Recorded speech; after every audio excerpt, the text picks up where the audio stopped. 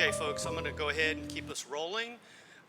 We've got some great topics this afternoon. Get some more coffee, caffeinate, so you can ruminate and not procrastinate. I'm sorry, it's getting up afternoon.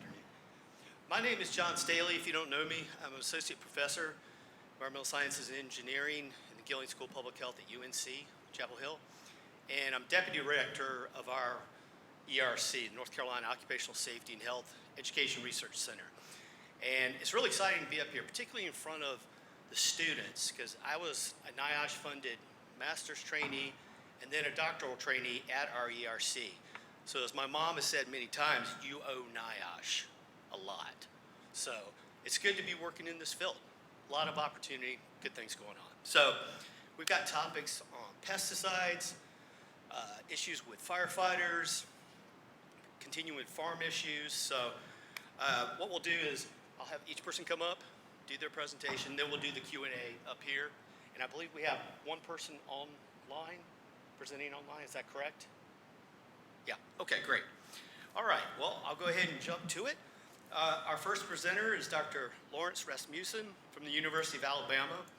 And the title of his presentation is Pulmonary Toxicity Evaluation of Occupational Neonicotinoid Pesticide Exposure. Did I get that right? All right, thank you very much. And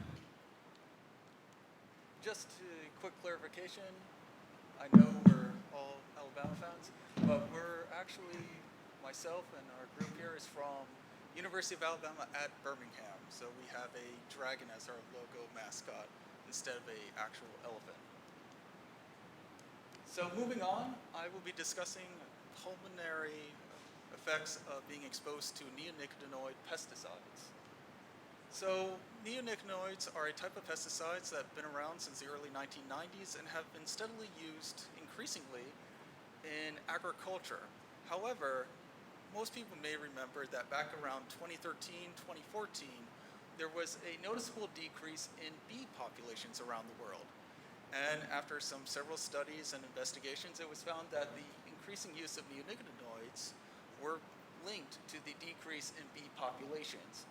As such, several places, including the United States and European Union, had put severe regulations and outright bans on these neonicotinoids.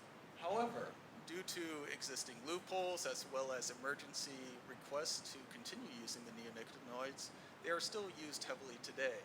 And in fact, here in Florida, there is a push to be able to use a particular type of neonicotinoid called clothidium on 125,000 acres of citrus crops, including oranges. So neonicotinoids have been steadily increasing, as noted by this red line here, over the years, outpacing the use of other pesticides such as organophosphates. However, while this study here done by Iowa shows the neonicotinoids in maize, this graph over here on the right does show that other crops are being exposed and treated with neonicotinoids in increasing volumes. So one of the reasons neonicotinoids have become so popular is they were advertised as being a safer alternative, particularly to humans, against other older traditional pesticides such as organophosphates, pyrethroids.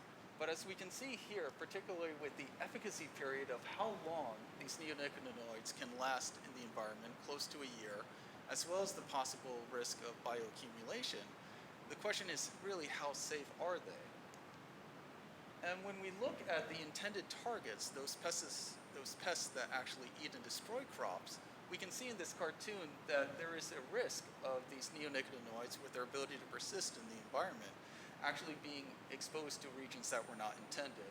So they can leach through the ground into aquifers, getting to water supplies. They can also be on seeds as well as run off into the water where they can impact aquatic life. And in fact, many studies have found that aquatic life has been negatively impacted by neonicotinoid exposures. And the bioaccumulation aspect really starts to play in when we look at how much are fish that we're eating, how much are they accumulating during this time period.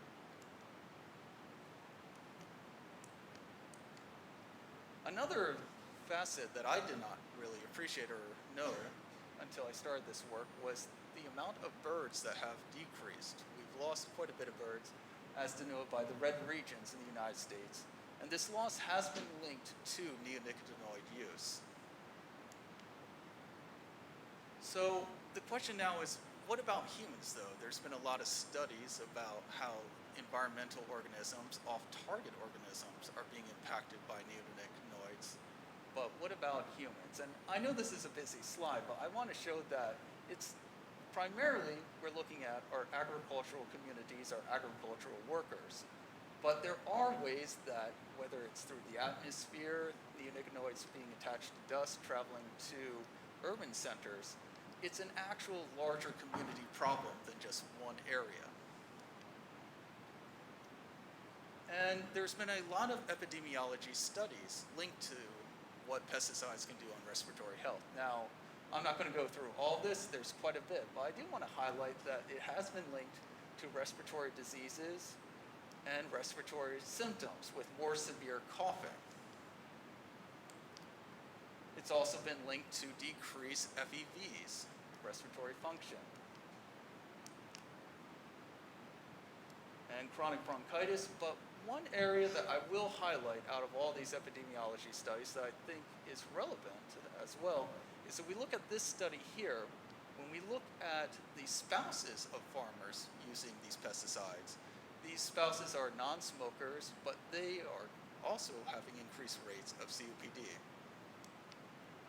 So what is currently known about pesticides is it's not a one type of pesticide being used. While neonicotinoids are certainly growing in their popularity and usage, they are still in a mixture of pesticides. And as an overall story, pesticides have been linked to increased chronic obstructive pulmonary disease, mucus hypersecretion, and asthma. But while this is known, the actual underlying mechanism is not known. How are pesticides doing this, and what role does neonicotinoids do in inducing these type of symptoms? And this requires a laboratory approach, and this is where my actual results and study go in. So I'm looking at isolating the contribution of neonicotinoids towards lung disease. And before I get started, I just kind of want to talk briefly about the primary lung defense, the mucociliary clearance mechanism. And looking at a slice here, which kind of wish showed up a little bit crisper, but these are epithelial cells that line your airways. And of particular note, we have something called CFTR, a transmembrane protein that allows the transport of chloride ions, and ENaC, a sodium channel transmembrane protein that allows the transport of sodium. Together, these two proteins regulate the PCL region where your cilia are, as well as the mucus layer right atop of it. So just a very short condensed story. Something gets trapped in mucus, whether it's a pathogen, bacteria like Klebsiella pneumonia, whether it's a toxin, gets trapped in the mucus, cilia beats the mucus out of the airways, you either cough it out or it gets swallowed and gets digested in with your stomach acid. When we look at people with COPD as well as those with genetic mutations in CFTR, such as cystic fibrosis patients, we see that the PCL height is reduced, meaning our cilia cannot beat effectively, and mucus becomes more viscous, which becomes stickier and also harder to remove out of the airways. And that's the underlying cause for a lot of the problems with lung diseases. So briefly, how am I going to first examine neonicotinoids' impact on the airways? I took cells that are representative of the lungs, the human bronchial epithelial cells. I expanded them in a flask, and I put them on a trans-well filter, and ultimately got them differentiated into an air-liquid interface that mimics our airways. I exposed them to neonicotinoids, and then I measured the epithelial cell barrier integrity. Essentially, do neonicotinoids by themselves actually destroy our epithelial cells? Are we losing cells due to that? Second, I look at those two proteins that are regulating our mucosal defenses using an electrophysiological system called Ussing chambers. The Ussing chambers will generate a tracing like this. So resistance is my epithelial cell barrier integrity, and I found that even after 5 days exposure to 100 nanomolar clothidium, again, a type of neonicotinoid, there was no change in epithelial cell barrier. So clothianidin is not inducing any cell death. However, if we look at our ENaC activity seen here, using an inhibitor to measure ENaC, we see a dramatic and significant decrease.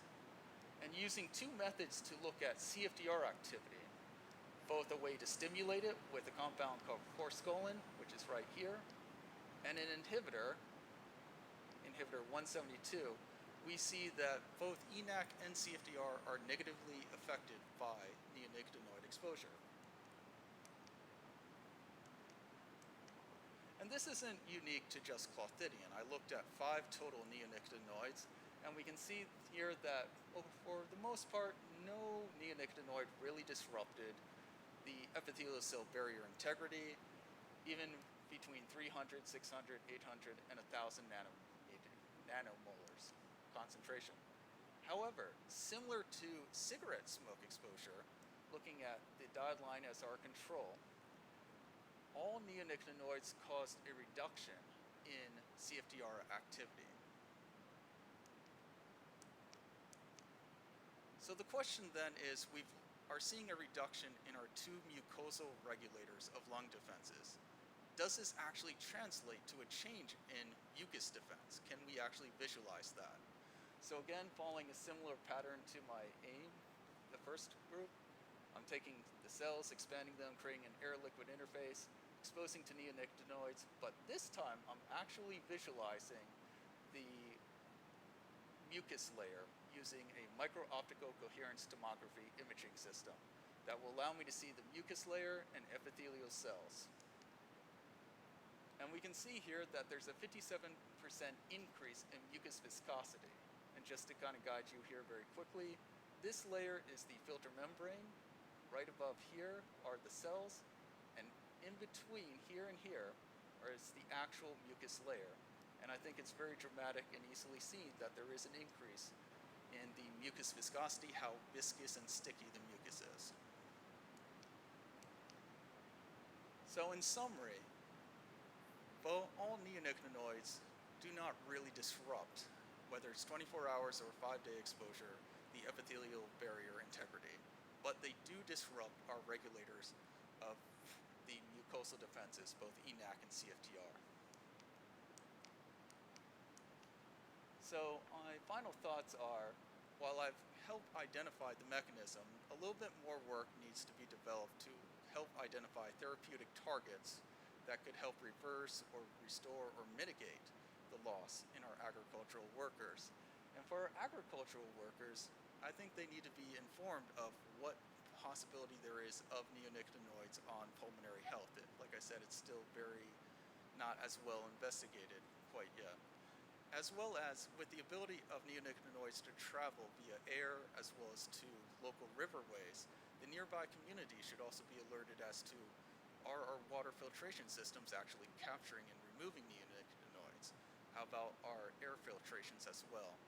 And lastly, I hope this work can help build a case of relooking at, with other groups, looking at regulating neonicotinoids in the US.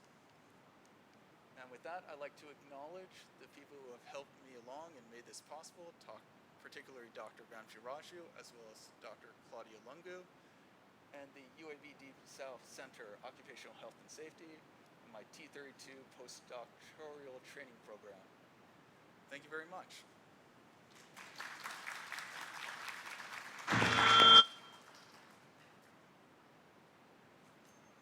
All right, we'll continue on.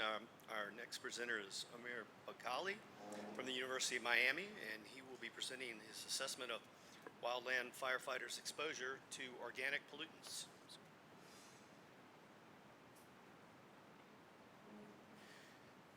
Thank you and good afternoon.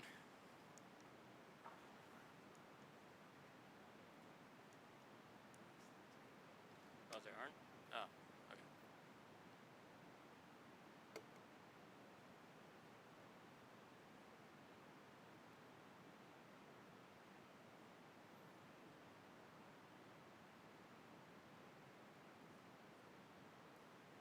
Everybody's doing great.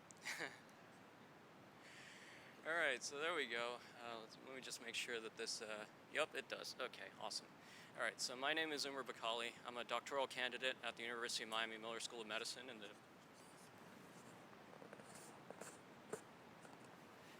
Rad. Can everybody hear me okay? Cool. All right, so my name is Umer Bakali. I'm a doctoral candidate at the University of Miami Miller School of Medicine in the Department of Biochemistry and Molecular Biology. And I've been a part of the Sylvester Firefighter Cancer Initiative, where we study, well, firefighters and cancer. Before I begin, I'd like to acknowledge some of the funding sources that we received for this project. In particular, the reason why I'm here today, I received a pilot project research training grant from the Deep South Center of Occupational Health and Safety at the University of Alabama at Birmingham, and also the University of Miami Sylvester Comprehensive Cancer Center's State of Florida appropriation for the Firefighter Cancer Initiative. So a bit of a sampler of what I'd like you all to take home from this today by the end of the talk. A bit of a background that we have about how wildland firefighting differs from structural firefighting, what we think of when we see a firefighter. Our exposure monitoring techniques for determining how exactly to assess exposure in firefighters, our study design and our methods, and ultimately what we saw from our pilot studies. So first, a bit of background. So the way I like to introduce wildland firefighting is to look at their most recognizable cousins. So these are structural firefighters, and you can notice that they're the types that you'd see in cities and towns. They're the types that, whether you have a building fire or a car fire, these are the ones that you see responding. And one of the most notable characteristics that they've got is that they're really insulated from the outside environment, right? They've got a heavy turnout gear coat, they've got a contained air tank, they've got a turnout gear mask, a self-contained breathing apparatus, and all that. They're really well insulated. And by comparison, wildland firefighters, what do you see here? They're a lot lighter on their feet because they have to be. They tend to wear much lighter fire-resistant gear. Their turnout gear coat doesn't have a liner. They carry everything with them when they're out in the wilderness, so they carry hand tools, axes, shovels, chainsaws, all of that gets carried with them. But most importantly, they don't have much in the way of respiratory protection. So what we see up there is pretty much how they're going to enter a wildland fire or a prescribed burn. And this really contributes to the onset of respiratory illnesses, in particular lung cancer. So one study by Navarro et al., Kat Navarro, she is actually a wildland firefighter herself, as well as a scientist in the U.S. Forest Service, found that depending on their level of seniority inside the Wildland Fire Service, in short, how long they've spent as a wildland firefighter, they could be up to 43% more likely to develop lung cancer compared to the general population. And even more striking is the fact that structural firefighters, based on the available meta-analyses, being a structural firefighter is actually a protective factor against lung cancer. So we can see that the ambient exposures to the toxins in the air is really making an effect as to the development of respiratory illnesses. So some other challenges in wildland firefighting. So compared to a structural firefighter's challenge, we're not dealing with the matter of square feet anymore, or even a block. We're talking about acres when we go into a wildland fire. And this really ties into how long a wildland firefighter has to spend in a wildland fire situation. So wildland fires can last for many days or many weeks. They have very limited access to water, right? There's no fire hydrants out in the wilderness. So this is ultimately going to change the strategy that a wildland firefighter uses to combat a fire compared to a structural firefighter. And one of the very first things when I went out and did field visits that the wildland firefighter said to me was, ready to eat some smoke. Smoke inhalation is essentially a foregone conclusion of the job.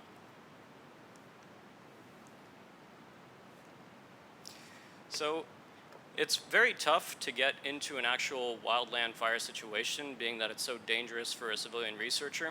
At the time when we were first designing these studies and we were contacting different fire services throughout the country, COVID was also on the rise too, so we weren't really given access to a lot of these places. So the way we got around the inherently unsafe nature of sampling at a wildland fire was to use prescribed burns. And in comparison to wildland fires, a prescribed burn is a lot more controlled. Generally, they're lit for a couple reasons. One is the obvious, to reduce the amount of accumulated fuel on the forest floor, and the other is to also maintain fire-dependent ecosystems. So some species are dependent on fire to propagate. So the overall control of prescribed burns is essentially to have a specified area and target weather conditions. So before beginning, a specified tract of land with a certain amount of acres is noted as this is the target area that we're going to burn. And then they also want target weather conditions. You don't want it to be too hot because, like what was said before, the heat index can be a very crucial factor in wildland firefighters' health. You don't want it to be raining because you can't burn when it's raining. You don't want it to be too windy because then you could have the prescribed burn escape, right? So there's some caveats to measuring at a prescribed fire situation because of these controls. But given the situation, this is what we had. So we talked about the who and the why. Let's talk about the what. Polyaromatic hydrocarbons are the compounds that we're focusing in on for determining wildland firefighters' exposures. And these are types of compounds that you'll find in any sort of fire situation where you have a carbon-containing fuel that's fuel-rich and oxygen-poor. So practically any fire that generates smoke. These are semi-volatile compounds that will become more volatile as the temperature rises. And once they get into your body, they can really cause some damage. Once it's internalized, whether it's inhaled, whether it passes through your skin via dermal absorption, or even ingested, perhaps it falls into some water and you drink it, for example. The problem of polyaromatic hydrocarbons arises from what happens when the body tries to get rid of it. So during xenobiotic metabolism, in which you take a hydrophobic compound like a polyaromatic hydrocarbon, make it more hydrophilic so that your body can excrete it in the urine, you create a very reactive molecule. So the one that most research focuses on is benzoate-pyrene. It's a group 1 carcinogen classified by the International Agency for Research on Cancer. And it produces a diol epoxide, which can form adducts with the DNA, and then once it forms a lesion with the DNA, it can interfere with transcriptional and replication pathways, and then you know the rest. Enough times you roll the dice, you eventually could end up with cancer. So our study design was threefold. We wanted to take a look at different characteristics, different occupational characteristics that could influence wildland firefighters' exposure. So the length of their shift, how long did they spend there? The size of the burn, the acreage, the type of occupational tasks they were performing. So whether this was, they were in charge of ignition, were they holding the hand tools, were they on their ATVs or UTVs, and of course the terrain and burn characteristics, what sorts of vegetation was burning. We wanted to passively sample the ambient exposures in the air using silicone passive samplers, which I'll get to in the next slide, and then also use alcohol swabs in order to get a sense of their dermal exposures and what gets through their PPE. So silicone wristbands are very useful, not just for style, but also for passive sampling. If you were to take a piece of silicone and then put it under an electron microscope, you would find that it's actually really spongy and porous. And it's this porous characteristic of silicone that lets it work very well as a sampler for semi-volatile compounds. Essentially, they'll get into that spongy texture and then they won't come out. It'll capture it. They're very cheap, only cents for if you buy them in bulk. They're very non-invasive. There's hardly anything you put on a silicone wristband you won't even notice. And they're deployable in harsh environments. They're not really flammable at all. So they're ideal for studying firefighters' exposure, whether it's wildland firefighters or otherwise. So in order to use them for polyaromatic hydrocarbon monitoring, we can distribute them and then extract them chemically and then inject that solvent into an analytical methodology. Our dermal sampling technique was using alcohol swabs. Now, firefighters are often very well aware of swabbing. They tend to use decontamination wipes in the field anyway. So this is a concept that was very familiar to them and didn't really require too much setup. So we sampled the back of their necks, or we had them sample the back of their necks, one for each side, one on the laryngeal prominence, so where the thyroid would be, one for each arm, one for each inguinal fold in the groin area, and then one for each leg, both before and then after their prescribed burn. Our analytical methodology was gas chromatography, mass spectrometry. So the extracts from these two sampling methodologies, whether it's the wristband or the dermal swab, we used with a method that was adapted from the EPA 8270 guidelines for analysis of semi-volatiles. We used them to target the 16 EPA priority pHs, and essentially the GCMS is, or gas chromatography mass spectrometry, acts like an obstacle course for the compound. So you inject your sample, gets flash vaporized, condenses on the column, and then as the column gets heated up, one by one, each compound will come off from that column and will be detected via mass spectrometer. So our results, but just before I get to it, I wanted to just give a sense of the two prescribed burns that we went to. These burns were fairly similar overall.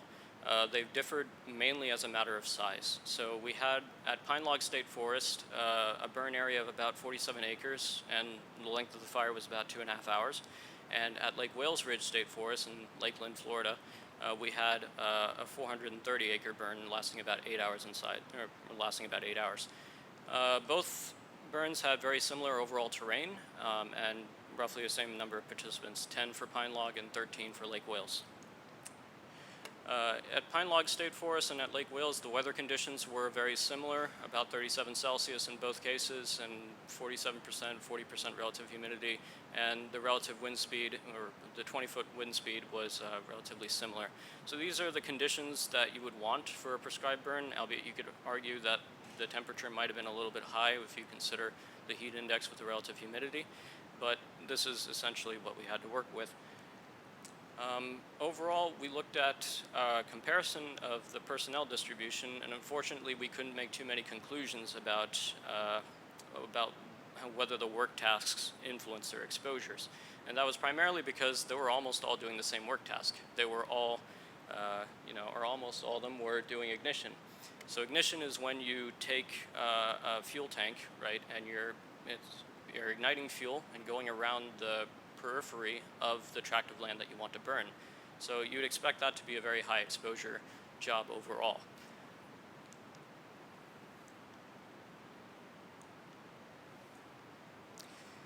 So let's talk about our results as for PAH exposure for the wristbands.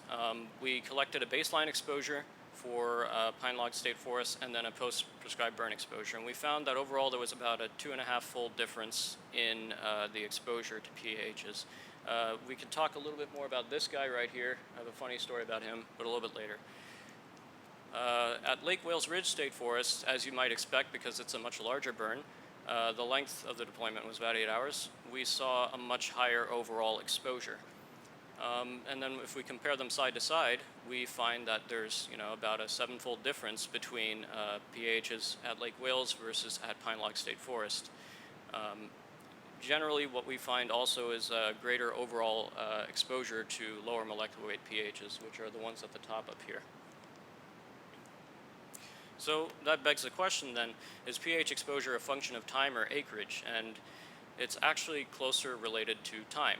So when we normalize the overall exposure to the amount of time that the wildland firefighters spend at their prescribed burn, we find that there's no significant difference in total pH exposure if you were to actually consider it as a rate. Well, why is this important? Well, a lot of you occupational health folks are very familiar with this diagram. Now, the hierarchy of controls, when it applies to wildland firefighting, is very difficult to integrate because you can't eliminate a wildland fire, right? Otherwise, there'd be no wildland firefighters. You can't really substitute it either. We've already established that PPE is very difficult to change. But one way of reducing overall exposures is to reduce the wildland firefighters' time at the scene. And then as for our dermal exposures, what we did find was pretty predictable. The larger prescribed burn had more overall exposure. But what we did see is that in the arms category, where you wear the wristband, that variation and that increased average is due to that one single high outlier. And I suspect that that one high outlier wanted to help the study and deliberately got his wristband a little bit dirty. So in a nutshell, to what to take away from this, the majority of the pH exposure that we've seen is from the more volatile, lower molecular weight compounds. The time at the fire scene is the main driver of exposure, and the neck area is the most significant gap in Wildland Firefighters PPE. Yeah. And with that, I'd like to make a few acknowledgments. My mentor on the project, Dr. Alberto Capan Martinez, he's in the audience right there. And with the Firefighter Cancer Initiative projects, there's a lot of people involved and there's a lot of people to thank. I'd also like to mention the folks at the Florida Forest Service. And with that, I'll end.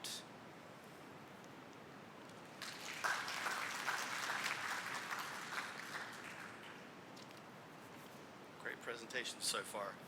I think a few of us have woke up in a cold sweat with hierarchy of controls on our mind before. So, all right, well, we'll continue on. Our next presenters, Dr. Carresse Gerald from North Carolina Central University, who will be doing her presentation on antioxidant levels in response to hog barn dust.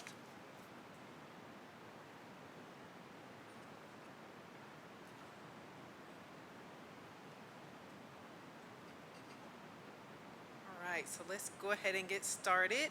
So of course, antioxidant levels in response to hog barn dust, and I want to take you on a backstory, so you'll get a little bit of inflammatory response as well as antioxidant responses. Well, I'm clicking. It's not. It's a good. There we go. So a little bit of background on CAFOs, or concentrated animal feed operation. Honestly, they keep us fed as Americans. And of course, there are pros, because that means that there are lower prices to our food when we go to the grocery store as consumers. It also means that we have a large amount of animals in a small space. And it comes with a bunch of cons. Of course, there's increased waste and pollution, antibiotic-resistant bacteria.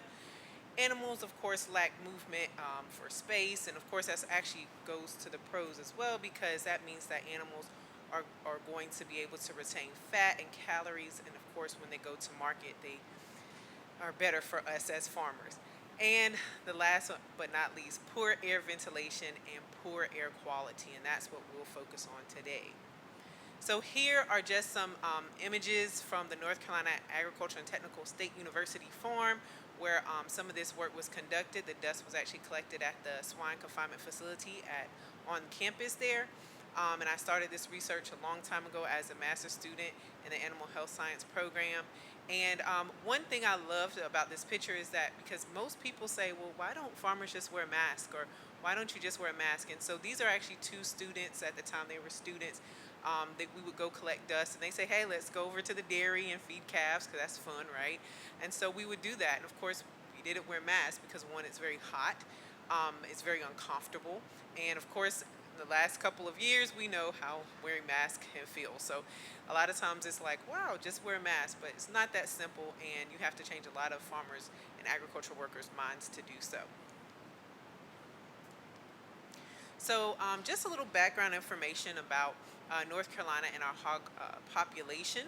So as I think the last time I checked, we are third in the nation for hog production, number one being Iowa and second being Minnesota. But of course, our climate, which we had a great speaker today talking about climate change, we do know the climate in North Carolina is a little bit different, and so there are some issues, as well as us being a hurricane-prone state. And you can see here that most of the animal operations are clustered in southeastern North Carolina. Here we have hogs, and I wish it was a little bit bigger, but I think you all get the picture. Most of our hogs, or the majority of the top 10 hog producing counties in North Carolina, are situated on the coast in that southeastern region of the state. We also are prominent in the poultry production field, and we have here turkeys, broilers, as well as layers. And you can see here that there is some overlap with our poultry production as well as our hog production, and showing that, of course, there's a cluster of animal operations down in the southeastern part of the state, where we're also, of course, receive hurricanes, and we have a lot of issues with flooding and so forth. Steve Wing provided a really awesome study, and so this data here is taken from his study where he looks at minority populations as well as impoverished populations. So I know this is an occupational workshop, and we're trying to move that forward, but we also have some environmental justice implications here too. I won't go into detail, but I thought I would definitely leave this in here just to show you all that it's not just the workers that we should be concerned about, but also the people that live near these farms and CAFOs. So we have a high influx of impoverished and minority populations in that southeastern region of North Carolina. So a little bit about the demographics of southeastern NC. Lowest life expectancy is observed there. And basically in high and low income communities, those impoverished populations. And we have a high minority population comprising of African American and indigenous populations. Some of the issues that we see, or health related issues that we see in some of the residents, include increased mortality due to infections, anemia, kidney disease, as well as perinatal conditions and low birth weight infant morbidities. So these are all concerns as far as from a worker standpoint as well as a residential standpoint. So let's just jump into this swine dust. And so this is a study that I love that basically shows that this is nothing new. We know from a long time ago, Kelly Donham did this seminal work looking at farmers and understanding that, of course, their lung function is compromised when they work in swine confinement facilities. So this is something that, of course, we're just building off of, and we know we're trying to delve and elucidate some of these mechanisms. So the dust is complex, and that brings about a lot of different questions, because a lot of people say, well, what's in the dust? What's causing it? I can't tell you that yet. I'm trying to work on that. But we do know there's inorganic compounds, ammonia, pesticides, different types of elements, as well as organic compounds like feces, insects, bacteria, feed particles, and hair. Some different types of microbes that we know, of course, avian and swine influenza, listeria, clostridium, of course, E. coli, because of course that lives normally in our gut and our intestines. And then, of course, we have different types of species of fungi that are present in the dust. And so I'm actually doing a collaboration right now with Duke. We're trying to tease out some of the microbiomes and soil around these CAFOs.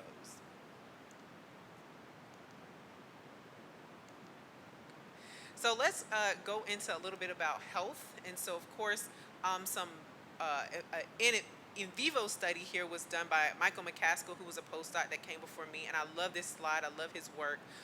This was basically a mouse study, and he intranasally instilled hog barn dust extract into the mice for several days, for a few weeks. And here are the control mice lungs, very beautiful clear lungs, alveoli sacs, clear, so of course gas exchange can occur. And so you say, well, great, these mice look awesome. But here, the mice that were exposed to hog barn dust, those little red arrows, they point to lymphocytic aggregates. And basically those are white blood cells that came in to say, hey, we need to clear out this infection, or we need to clear out whatever's going on here. And so this is really hallmark of what hog barn dust is doing to, of course, possibly our workers, because it's definitely happening in the mice. So some work that I did on the inflammatory side, because of course the white blood cells, that's inflammation. So I went back and I looked at NF-kappa B, which is a major transcription factor for inflammatory genes in the cells. And so we saw that when you dose cells with hog barn dust extract, there's an increase in that master transcription factor for inflammation. So we do know that. So I said, okay, well, let's go a little bit further. So I said, well, let's look at a biomarker. And we chose a biomarker for oxidative stress, 8-isoprostane. And we know that this is one commonly found in different types of airway diseases like asthma. And when we exposed the cells, we use like a cell line, the Bs, 2Bs, as well as NHBs, and it happens in both cell line and primary cells. We see an increase in 8-isoprostane. So we said, wow, there's some oxidative stress happening. So we say, let's back up. Let's see what type of free radicals are present. And so if you're not familiar with free radicals and ROS, this just gives you a better appreciation for what's going on in your body. Your body, of course, is going to create these reactive oxygen species as a part of basic survival and living. But of course, if you don't have enough antioxidants to, of course, detoxify your body, then you could go into what we call oxidative stress, and that leads to cell death. And that's what we predicted is going on in the cells and in the tissues of animals and workers and people that have been exposed to hog barn dust. Up here, I want to point out we have free radicals. We have superoxide in the orange box, hydroxyl radical, hydrogen peroxide, and nitric oxide. And those are important because we're going to see them in a second. So we also found out that, hey, these reactive oxygen species are being mediated or induced with dust exposure. And basically, this data shows that nitric oxide increased, superoxide increased, hydrogen peroxide increase. And everybody has probably used hydrogen peroxide to clean out a wound. You see the little bubbles. That's a great sign because that means it's helping to clear out bacteria, form bodies and things like that out of your cells. And so in your body, that's the same purpose it has there too. However, we don't want too much of that because, of course, there's not a specificity for your tissues, your DNA, and your protein, and it can attack those reactive oxygen species, can attack those, and of course damage your cells and tissues. So we said, well, let's look at antioxidants because antioxidants are the other balance of the pathway. We know we have inflammatory processes that are occurring, so let's see what the antioxidant pathways look like. And so catalase was one of the first ones because we know that catalase can catalyze hydrogen peroxide into water molecules and oxygen, which are better for our cells than, of course, hydrogen peroxide. And so we see here that, yes, hog barn dust can increase catalase. So not just the pro-inflammatory genes, pro-inflammatory cytokines, pro-inflammatory proteins, but also antioxidants. So that led us to another road. We said, wow, well, if we know catalase is being one of the genes that are going to be activated with hog barn dust exposure, what's regulating the catalase? And so we took a step back and we said, well, we know catalase is downstream of NRF2. And so NRF2 in your cell just lives in the cytosol and it's just waiting for a signal. And so when it gets the signal, of course, it moves to the nucleus of the cell, binds to the DNA, and then you have gene expression of antioxidants. And so this is what we wanted to look at, find out if NRF2 was one of those master transcription factors for antioxidants. And here we actually did that with the lovely pilot data, pilot funding. And so NRF2 was increased with a 10% unfiltered dust exposure. And I will explain the unfiltered and filtered. So remember I said, hey, this dust is really complex. We don't know what it's doing or what's in it sometimes. It's always varying. So we actually tried an unfiltered and filtered dust, and we have some downstream stuff. We're still trying to do metagenomic analysis that's taking forever, so that data's not here today. But we do have some unfiltered and filtered dust that we wanted to look at. And so the 10% unfiltered dust does increase NRF2 in the airway cells. And other pollutants that cause NRF2 to activate include tobacco smoke as well as diesel exhaust, which we know diesel exhaust is also found in a lot of our farmers and agriculture settings as well with tractors and so forth. So we do know that as well. So there could be some simultaneous exposures that could be occurring. So our proposed antioxidant pathway, we have now hog barn dust basically inducing hydrogen peroxide, which leads to NRF2 activation and leads to catalase that antioxidant activity. Now, the next step, of course, is going to be looking at superoxide dismutase because I told you earlier that we have superoxide as a free radical that is now in the cells because hog barn dust basically induces it. So we're going to, the next step is going to look into that. And then the next one is HO1 or hemoxygenase 1, which is another common airway antioxidant. So the cool thing about this data, and I enjoyed the first talk with the airway stuff, and I thought, wow, therapeutics, here we go. So I always want to find a solution to a problem, and so this is where, of course, these antioxidants really can come into play. So the 8-isoprostane that hog barn dust basically increases it, we're able to decrease 8-isoprostane with a commercially available antioxidant, NAC, and that's what you see in the first panel here in A. So that's NAC, which is a commercially available antioxidant. You can actually buy it at some health food stores.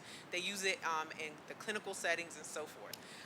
Then we also use sorrel, or Hibiscus sabdarifa. It's commonly used as like a jelly or jam in tropical regions, also in like teas. And we were able to use that novel phytonutrient, some polyphenolic extracts from the sorrel, to decrease the 8-isoprostane, that biomarker of lipid peroxidation in the airway cells. So I said, wow, this actually could be, fruitful for us. So we went another step and we said, well, look, we could actually take the sorrel and the NAC, those commercially available antioxidants, and this novel phytonutrient that we obtain from, hibiscus, and we could actually decrease the superoxide as well as the hydrogen peroxide. So these are also potential therapeutic targets that hopefully more testing, more mouse studies, and so forth will elucidate some benefits for us. And I want to acknowledge, of course, University of Kentucky Research Foundation for providing the pilot funding for these studies. Thank you.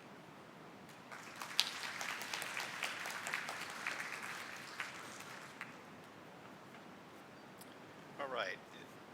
You might need just a moment. The excuse me, last presenter in this session is Dr. Jennifer Richmond Bryant, and it'll be online. And she is from North Carolina State University, and her presentation is, does wood pellet heat reduce ammonia exposures to farm workers in poultry houses? So maybe just take a moment. I just think it's so cool. You're thinking about reporting back to NIOSH, and the ERCs, Ag Centers, the Total Worker Health Centers are aware of this with the annual reports and multiple reports. But to report back, just really cool stuff, cool research, it really is. So, all right, turn it over.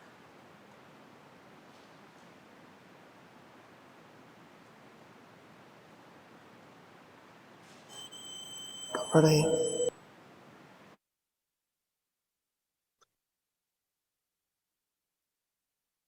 I guess I'm waiting for the slides. Let me just do a sound check while I'm talking.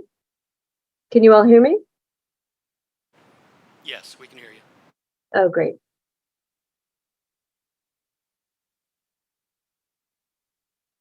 All right. Well, thank you so much. I'm going to see if I can center myself a little better. There we go. It's a pleasure to be here. So this work was actually conducted as a pilot a couple of years ago. We did run into a little bit of disturbance during that time from the pandemic, but we actually were able to do a little bit of a continuation of this work. So we have two sources of funding. First was the Southeast Center for Agricultural Health and Injury Prevention through the University of Kentucky. And then this work was picked up as a project within a larger economic study from the North Carolina Department of Agriculture and Consumer Services through their Bioenergy Research Initiative. And I'll just let you know when to go to the next slide. So my slides are fairly brief. I'm going to be talking a little bit more than what's on those. But the poultry industry has exploded in North Carolina over the last several years. You saw the maps that Dr. Gerald had put up. It's actually now the top agricultural industry, bringing in $5.4 billion to the state using 2017 numbers. There are 1,989 operations with more than 40,000 workers. So operational exposure risks include ammonia, coarse particulate matter, endotoxins, and CO2. And for our pilot study, we were just really focused on ammonia. Next slide, please. So several years ago now, actually, one of my coworkers, Dr. Elizabeth Nichols, said to me that she was doing some work piloting the use of wood pellets in poultry farming operations. So wood pellets would be used as potentially a sustainable source, or a renewable source, I should say, of fuel for poultry houses, because the houses need to be kept warm, of course, for the little chickens as they grow. And farmers were using propane, which is, not a renewable source of fuel. And the thought really was more of an economic driver, that perhaps if wood pellets were to be used and generated on a small scale in Western North Carolina, that could potentially provide a localized source of fuel for the farmers. The picture here is a major wood pellet operation, which is also a large industry throughout the state of North Carolina now. Wood pellets are often promoted as a climate friendlier option. I'm not necessarily saying that they are, but they have been promoted. And so what I was asked to do during this project was to see if in fact the wood pellets would make a difference. We know that wood pellets also produce CO2 when they're combusted, and there are other environmental justice issues with several wood pellet facilities around the state. So we're not talking about those kinds of massive facilities, but rather more localized ones. And we wanted to test those in the North Carolina farming chicken houses. So next slide, please. So one of the questions that was also asked is, would it be possible if wood pellets were used in lieu of propane, if that would have any potential worker health benefits? We know that poultry farm workers endure a number of respiratory issues, including decreased lung function, larger lung function decrements due to ammonia concentrations, and related increased cough and phlegm. So we know ammonia is hydrophilic. Ammonia works in the respiratory tract in a couple of different ways as an irritant. It actually causes an exothermic reaction, leading to that kind of tissue damage that manifests as burns. We know that ammonia also can extract water, being very hydrophilic, and that kicks off inflammatory processes, also potentially leading to the lung function decrement. And we know that the burns that it produces can also lead to tissue necrosis. So we wanted to see, would wood pellets cause some reduction in ammonia? One of the things that was shared with me anecdotally in locations where this was being tested as a fuel was that it may cause a drier heat. Again, ammonia being hydrophilic, the thought would be that the drier heat would potentially produce less ammonia and ammonium particulate matter. So that could potentially have a more positive outcome for the farm workers. Next slide, please. So the hypothesis that we were working with was that the wood pellet heat in poultry houses would reduce humidity, suppress ammonia concentrations, and that would cause lower ammonium exposures for the poultry farm workers. A side hypothesis that we looked at would be that it would also potentially produce healthier chickens. That was another point that was shared with us anecdotally by some farmers who were testing this heat out. So we wanted to actually see what we could measure. Next slide, please. So we had one specific aim for the pilot, and then we for the pilot study through SCAHIP, and then we extended that somewhat through the North Carolina Department of Agriculture funding.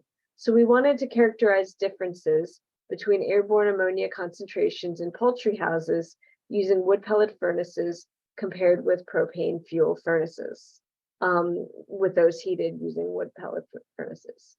Our approach was to measure ammonia in pellet and propane fueled houses on 3 Western North Carolina poultry farms across the production time of a broiler crop.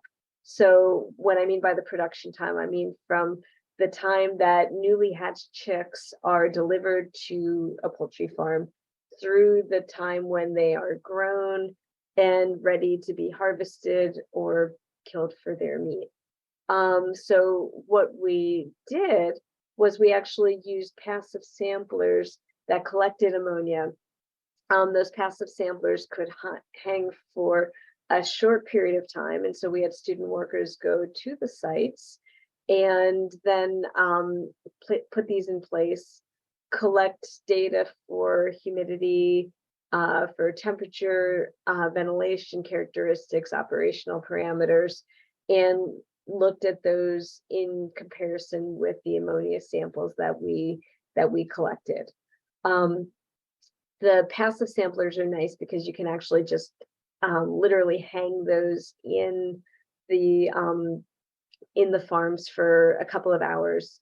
Because the concentrations of ammonia tend to be so excessively high, we didn't want to have them up for an extended period of time because the samplers can become saturated. But the nice thing about this particular design is that the passive samplers need no electricity. There's a substrate that's impregnated, and they collect the sample that way. Next slide, please. So just going to our results, they actually did not bear out the hypothesis in many ways. We could see that overall across fuel type for our houses, and this was just an example from one farm comparing a pellet and propane house, that the propane had slightly higher ammonia concentrations, but they were not significantly higher. Certainly not statistically significantly different. The pellet are always going to be in the blue. The propane will always be in the red. Next slide, please.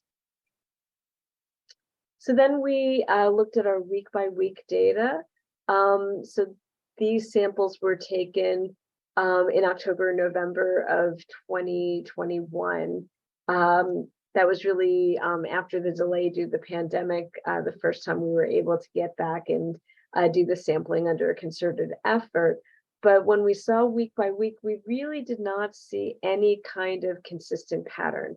So you can see here, and just to, so I don't know if I have drawing abilities, but you can see each week was given by a blue and red pair, showing the pellet and propane samples respectively. So some weeks the pellet ammonia was higher compared with the propane.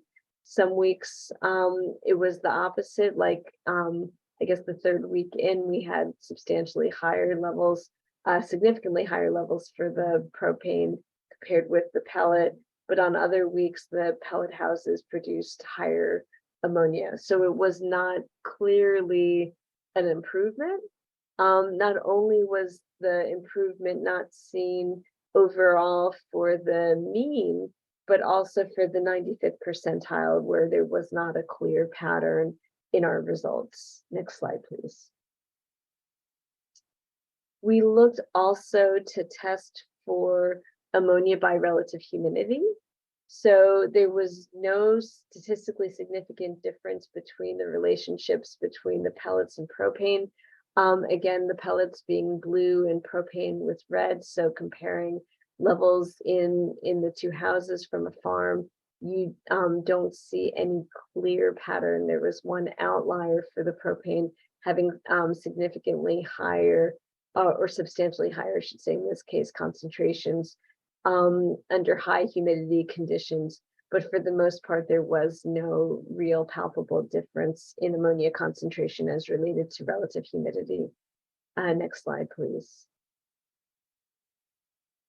And in fact, the whole argument for doing this is that the farmers thought that they would have better results if they, in terms of how much chicken mass they're producing. So how the farmers benefit financially is if all of this works out, they would get bigger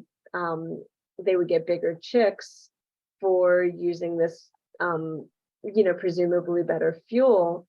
But in fact, that did not show to be the case either. So week by week, we saw comparable chicken weights for the pellet and propane houses. And then in the last several weeks, actually the propane houses had a jump, and this was the case with all of the houses. So it negates the economic argument for using pellets in the first place. Next slide, please. So the ammonia concentrations were not significantly lower for pellets compared with propane, which we would hope would produce better occupational health outcomes. The pellets did not significantly dehumidify the chicken house air, which was one of the arguments that we were initially told. The lower chicken weights were observed for the pellet houses, so this was not economically beneficial. And the results presented here were for one farm, but we saw the similar results in all three. So, so we just focused on one for our presentation today. And that's pretty much all that I have. I would be happy to take any questions through the combined session at the end. Thank you for your time.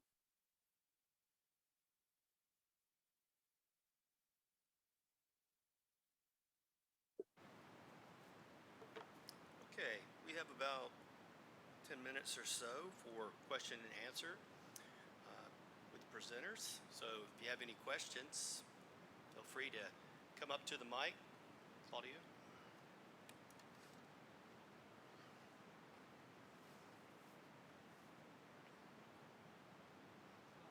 I'm Claudio Lungu. Nice presentation, all four of them.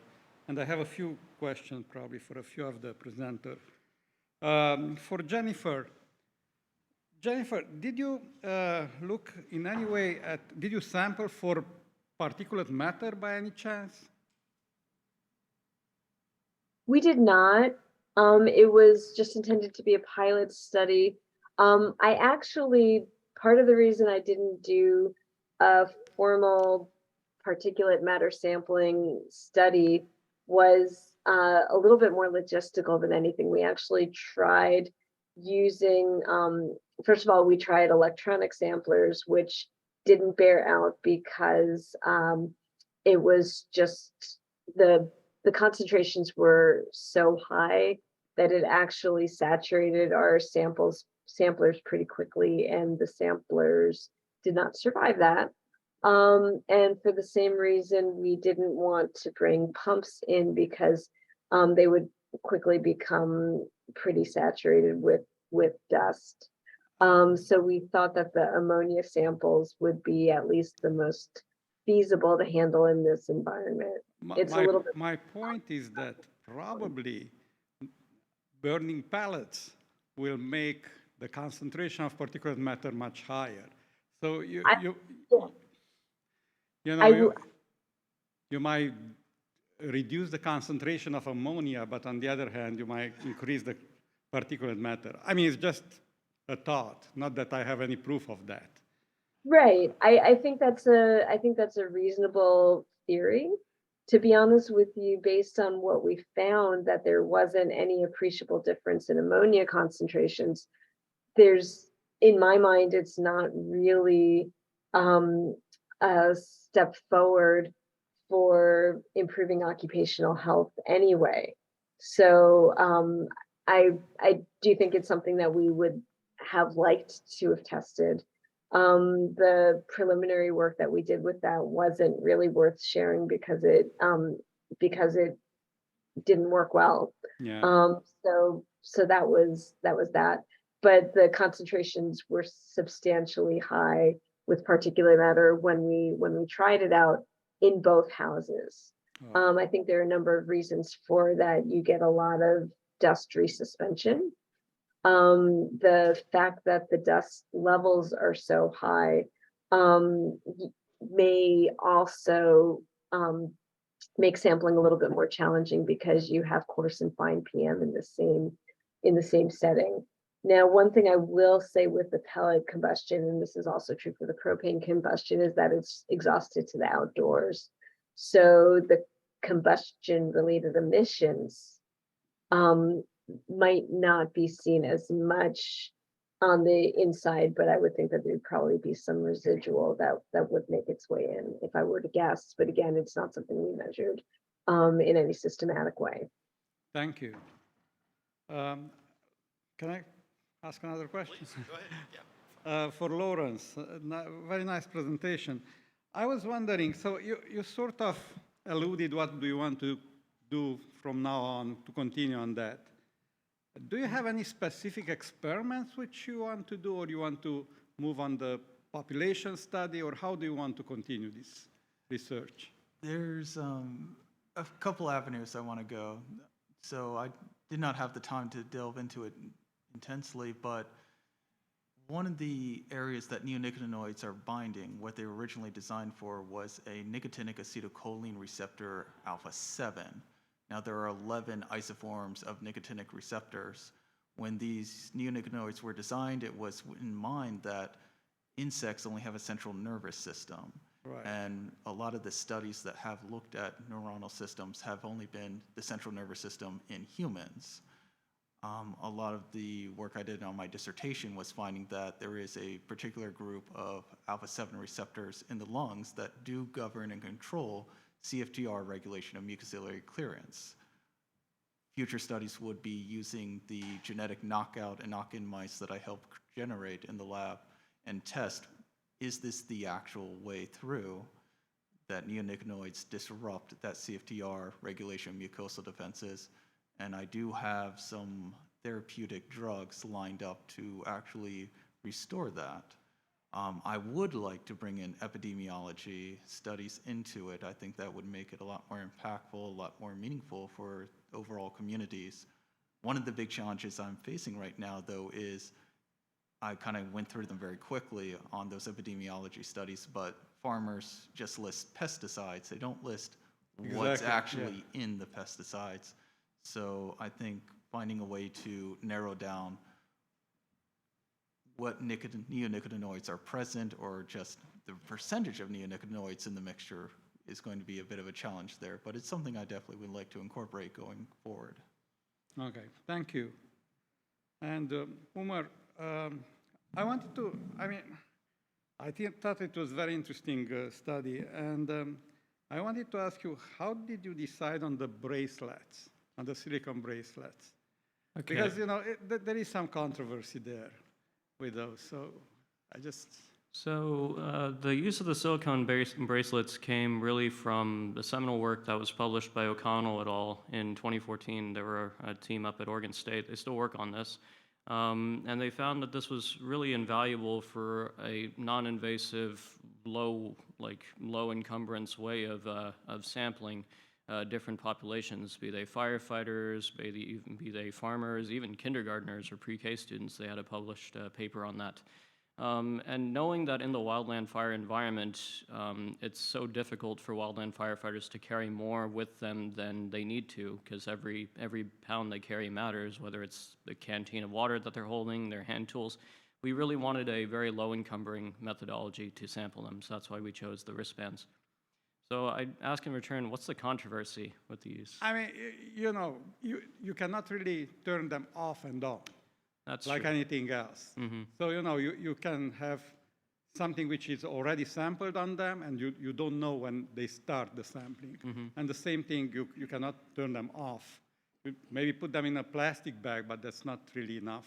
Right. So that's the biggest issue, basically. Mm-hmm. That can be mitigated to an extent by just making sure that, for example, for us, we gave the wristbands to them. They were sealed in clean vials before the prescribed burn, and then afterwards they were worn during the prescribed burn and then returned back into their vials.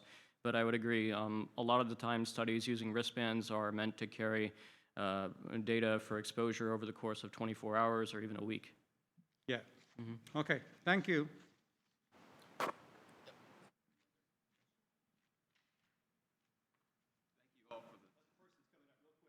Say, eventually when we get to the break, students in the group, seek out these these presenters that we have over these couple of days.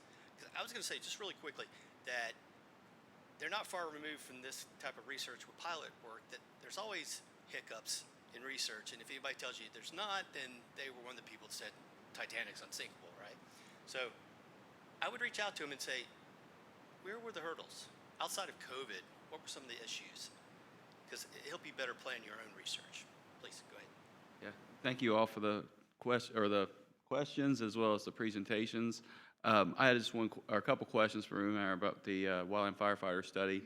And I was wondering about the one outlier and whether or not they were actually using a drip torch. Most prescribed burns, you almost need to use a drip torch coupled with center firing to get it to go in. And if your drip torch operator or user was wearing the armband.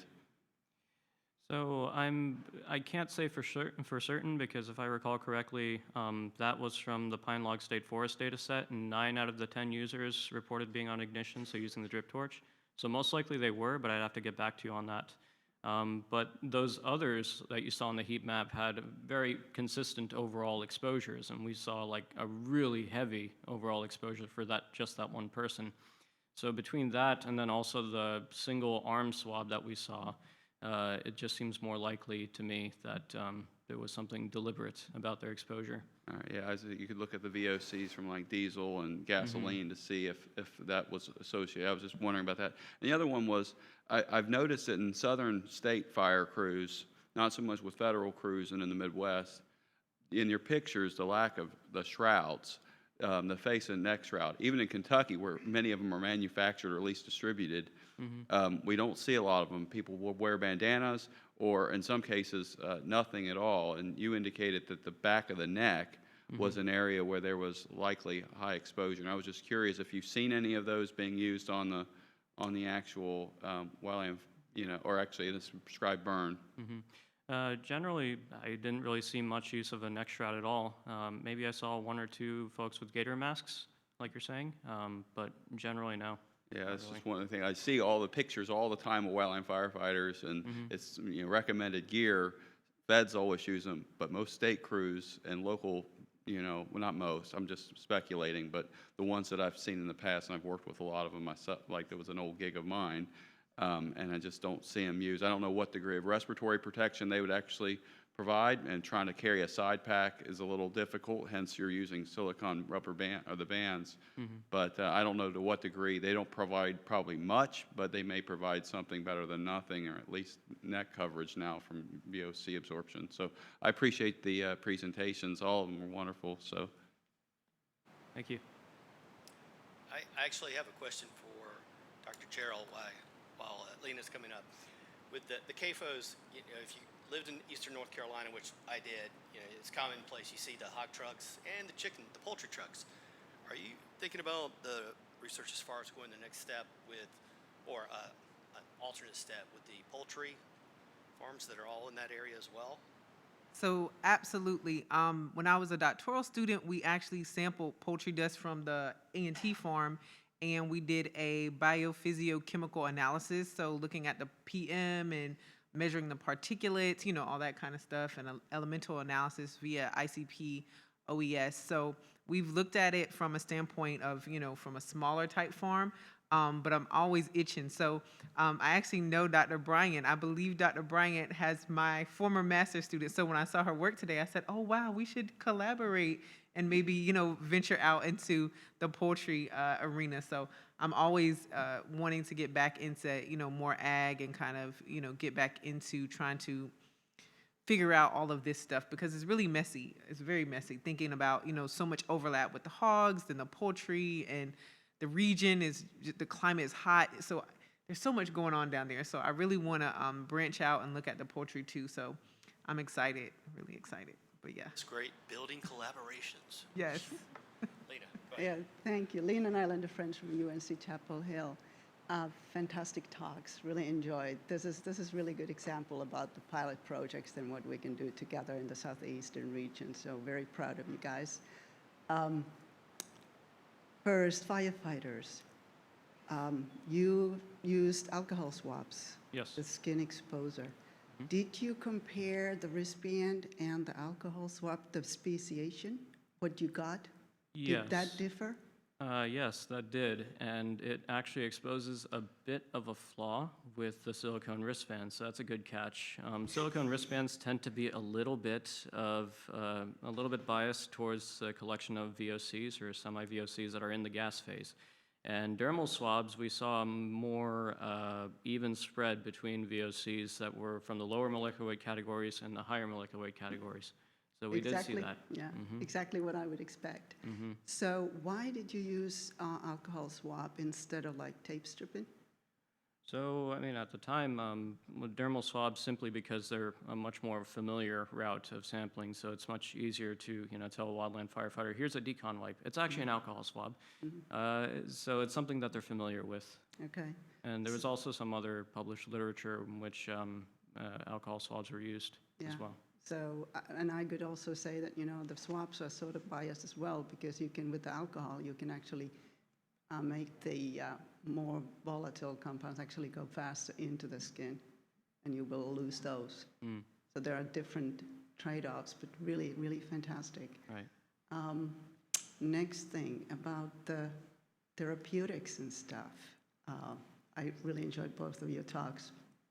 The neonicotinoids, how do they actually get, so in order for the mechanism to take place, are the neonicotinoids bound to particles? Those are usually aerosols, right, when they get exposed? So exposure can occur through inhalation, which is what I'm interested in, but neonicotinoids actually so when you spray either seeds or crops, they don't stay on the outside of the plant. They actually go internalized in the plant. So a lot of studies actually look at the GI route and absorption through there into the bloodstream.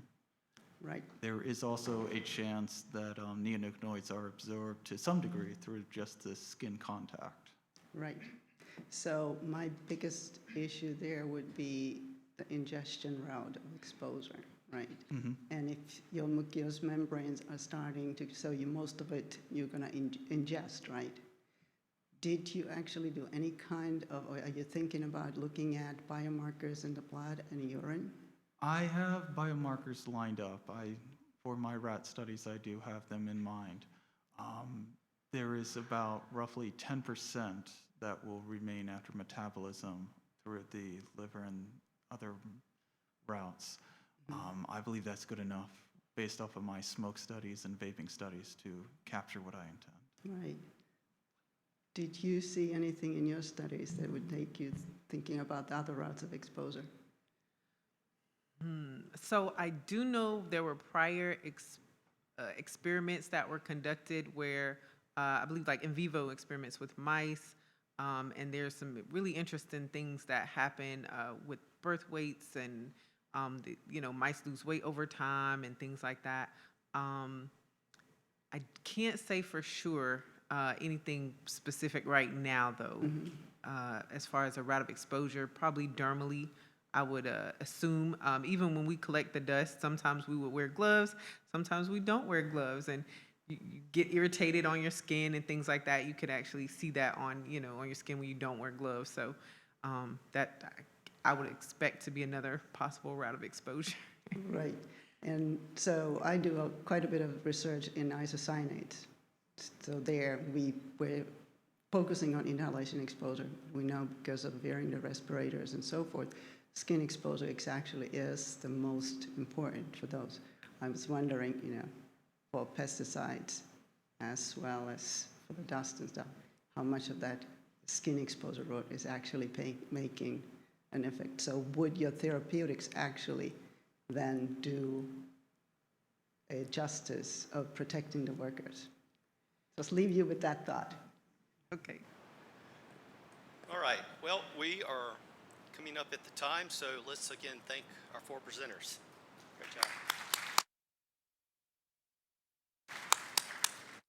And I don't know where certain folks are, but is Dr. Morris going to be on the panel or no?